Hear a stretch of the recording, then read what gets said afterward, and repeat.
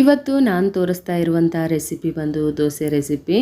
ಇದು ವೆಯ್ಟ್ ಲಾಸ್ಗೆ ತುಂಬಾ ಹೆಲ್ಪ್ ಮಾಡುತ್ತೆ. ಇಲ್ಲಿ ನಾನು ಎಲ್ಲ ಒಂದು ಬೌಲಷ್ಟು ಕಾಳುಗಳನ್ನು ತೊಗೊಂಡಿದ್ದೀನಿ. ಒಂದು ಬೌಲ್ ಹೆಸರು ಕಾಳು, ಒಂದು ಬೌಲ್ ಕಡಲೆಕಾಳು, ಒಂದು ಬೌಲ್ ಮಡಿಕೆ ಕಾಳು, ಒಂದು ಬೌಲ್ ಅಕ್ಕಿ, ಸ್ವಲ್ಪ ಶೇಂಗಾ ಕೂಡ ತೊಗೊಂಡಿದ್ದೀನಿ. ಅರ್ಧ ಕಪ್ಪಷ್ಟು ಹಾಕ್ಕೊಳ್ಳಿ, ಶೇಂಗಾ ಜಾಸ್ತಿ ಹಾಕ್ಕೊಬಿಡಿ, ಸುಮ್ಮನೆ ಫ್ಲೇವರ್ಗೆ. ಇದಿಷ್ಟನ್ನು ಹಾಕ್ಕೊಂಡು ಚೆನ್ನಾಗಿ ತೊಳೆದು ಒಂದು 5-6 ಅವರ್ ನೆನೆ ಇಟ್ಟಿದ್ದೆ. ಚೆನ್ನಾಗಿ ನೆನೆದಿದೆ. ಈಗ ದೋಸೆ ಹಿಟ್ಟನ್ನು ಹೇಗೆ ರುಬ್ಕೊಳ್ತೀರೋ ಅದೇ ಥರ ಅದೇ ಕನ್ಸಿಸ್ಟೆನ್ಸಿಯಲ್ಲಿ ನೀರು ಹಾಕ್ಕೊಂಡು ರುಬ್ಕೊಳ್ಬೇಕು. ಸೊ ಇದು ಬೇಗ ವೆಯ್ಟ್ ಲಾಸ್ನ ಮಾಡುತ್ತೆ ಮತ್ತು ಹೈ ರಿಚ್ ಪ್ರೋಟೀನ್ ಇರೋ ಅಂಥದ್ದು. ಮೊಳಕೆ ಕಾಳಲ್ಲಿ ಹೆಸರು ಕಾಳಾಗಿರ್ಬೋದು, ಮೊಳಕೆ ಕಾಳಾಗಿರ್ಬೋದು, ಕಡಲೆಕಾಳು, ಹೈ ರಿಚ್ ಪ್ರೋಟೀನ್. ಈಗ ಎಲ್ಲ ಹಿಟ್ಟನ್ನು ರುಬ್ಕೊಂಡಿದ್ದೀನಿ. ಈ ಥರ ಕಾಣಿಸ್ತಾ ಇದೆ.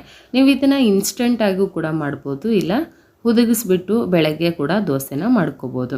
ಸೊ ಈಗ ನಾನು ರುಚಿಗೆ ತಕ್ಕಷ್ಟು ಉಪ್ಪು ಹಾಕ್ಕೊಳ್ತಾ ಇದ್ದೀನಿ. ಯಾಕಂದರೆ ಇವಾಗ ತಂಪಿನ ದಿನ ಅಲ್ವಾ, ಬೇಗ ಹಿಟ್ಟು ಚೆನ್ನಾಗಿ ಉಬ್ಬಿ ಬರಲ್ಲ. ಅದಕ್ಕೆ ಸ್ವಲ್ಪ ಚಿಟಿಕೆಯಷ್ಟು ಸೋಡಾ ಹಾಕಿ ಚೆನ್ನಾಗಿ ಮಿಕ್ಸ್ ಮಾಡಿ ಈ ಥರ ಬೀಟ್ ಮಾಡಿಕೊಂಡ್ರೆ ನಮಗೆ ಒಳ್ಳೆ ಫರ್ಮೆಂಟೇಷನ್ ಆಗುತ್ತೆ. ಈ ಥರ ಒಂದು ಸಲ ಮಿಕ್ಸ್ ಮಾಡಿ ಒಂದು ಏನಾದರೂ ಟೈಟಾಗಿರುವಂಥ ಪಾತ್ರೆನ ಮುಚ್ಚಿ ಅದ್ರ ಮೇಲೆ ಏನಾರು ಭಾರವಾದಂಥ ಪಾತ್ರೆ ಇಟ್ಟರೆ ಬೆಳಗ್ಗೆ ಅಷ್ಟರಲ್ಲಿ ಸೂಪರಾಗಿ ಹಿಟ್ಟು ಉದಿಗೆ ಬಂದಿರತ್ತೆ. ತುಂಬ ಚೆನ್ನಾಗಿ ಹಿಟ್ಟು ಉಬ್ಬಿ ಬಂದಿತ್ತು. ಬಟ್ ಅದನ್ನು ವಿಡಿಯೋ ಕ್ಲಿಪ್ ಮಾಡ್ಕೊಳ್ಳೋದನ್ನ ಮರೆತುಬಿಟ್ಟೆ. ಹೋಗಲಿ, ಈಗ ನಾನು ಇದನ್ನೆಲ್ಲ ರಾತ್ರಿ ಪ್ರಿಪೇರ್ ಮಾಡಿ ಬೆಳಗಿನ ಬ್ರೇಕ್ಫಾಸ್ಟಿಗೆ, ಒಂದು ಹೆಲ್ದಿ ಬ್ರೇಕ್ಫಾಸ್ಟ್ಗೆ ನಾನು ಇದನ್ನು ಪ್ರಿಪೇರ್ ಮಾಡ್ಕೊಳ್ತಾ ಇದ್ದೀನಿ. ಈ ಥರ ಚೆನ್ನಾಗಿ ಕೈಯಿಂದಾದರೂ ಕಲಿಸ್ಬೋದು, ಇಲ್ಲ ಸ್ಪೂನ್ ಸಹಾಯದಿಂದಾದರೂ ನೀವು ಮಿಕ್ಸ್ ಮಾಡಿ ಇಟ್ಟರೆ ಇದ್ರ ಮೇಲೆ ಭಾರವಾಗಿರೋಂಥದ್ದು ಏನಾದರೂ ವಸ್ತುನ ಇಟ್ಟು ಇಡೀ ರಾತ್ರಿ ಓವರ್ ನೈಟ್ ನೀವು ಇದನ್ನು ನೆನೆಸಿದರೆ ಹಿಟ್ಟು ತುಂಬ ಚೆನ್ನಾಗಿ ಉಬ್ಬಿ ಬರುತ್ತೆ. ದೋಸೆ ಕೂಡ ತುಂಬಾ ಚೆನ್ನಾಗಿರುತ್ತೆ. ಇದು ಇನ್ಸ್ಟಂಟಾಗಿ ಕೂಡ ಮಾಡ್ಕೊಳ್ಬೋದು. ಅರ್ಜೆಂಟಿಗೂ ಕೂಡ ಈ ದೋಸೆ ತುಂಬಾ ಹೆಲ್ಪ್ ಆಗುತ್ತೆ. ಈಗ ಬೆಳಗ್ಗೆ ನಾನು ದೋಸೆ ಹಾಕ್ತಾಯಿದ್ದೀನಿ. ಕ್ಯಾಸ್ಟ್ ಐರನ್ ತವ ಇದು. ಸೊ ಹಾಗಾಗಿ ಫಸ್ಟು ಕ್ಯಾಸ್ಟ್ ಐರನ್ ತವನ ಸೀಸನಿಂಗ್ ಮಾಡೋದು ಭಾಳ ಇಂಪಾರ್ಟೆಂಟು.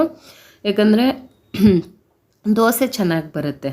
ಒಂದು ಈರುಳ್ಳಿ ಸಹಾಯದಿಂದ ಸ್ವಲ್ಪ ಆಯಿಲ್ ಹಾಕಿ ಚೆನ್ನಾಗಿ ಈ ರೀತಿ ಒಂದು ಸಲ ಸೀಸನಿಂಗ್ ಮಾಡಿಬಿಟ್ರೆ ತುಂಬ ಚೆನ್ನಾಗಿ ಬರುತ್ತೆ.